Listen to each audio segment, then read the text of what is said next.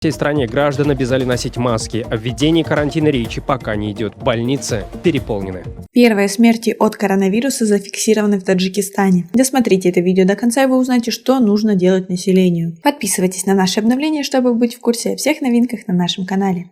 О том, что в инфекционных больницах столицы мест нет, в том числе крупнейшем медцентре Истихлол, где для больных подготовили 650 коек, стало известно еще на прошлой неделе. В Таджикистане зарегистрировали первые 2 смерти заразившихся коронавирусной инфекцией. В новостной передаче государственного телевидения страны со ссылкой на местный Минздрав объявили, что официально подтверждена смерть 2 граждан страны после заболевания коронавирусом. Всего 128 человек заражены COVID-19.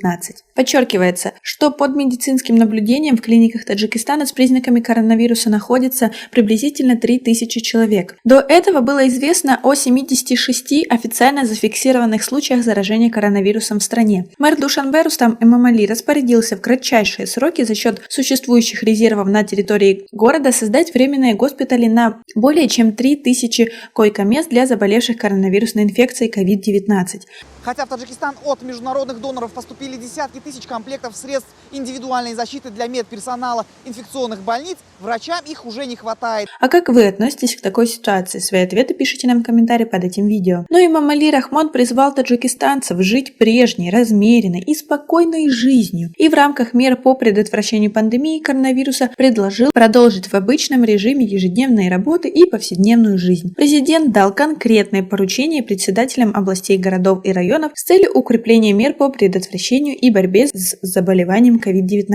Разъяснению значения предохранительных работ, соблюдению рекомендаций и поручений, предложенных Минздравом, запрету массовых мероприятий, использованию медицинских масок при выходе на улицы и многолюдные места, дезинфекции учреждений общественного питания, рынков, магазинов, скверов и проспектов, сообщается на официальном сайте. Глава государства подчеркнул, что предохранительные работы и соблюдение личной гигиены являются одной из мер, которую каждый гражданин нынче должен соблюдать особо строго. Эмомали Рахмон также поручил руководителям областей, городов и районов наладить тесную связь с населением и все возникшие проблемы и трудности решать оперативно и коллегиально. Никакой паники в стране нет, несмотря на то, что коронавирусная инфекция все-таки есть. Делаются все меры по предотвращению и просит население соблюдать меры, которые указаны, чтобы защитить свою жизнь.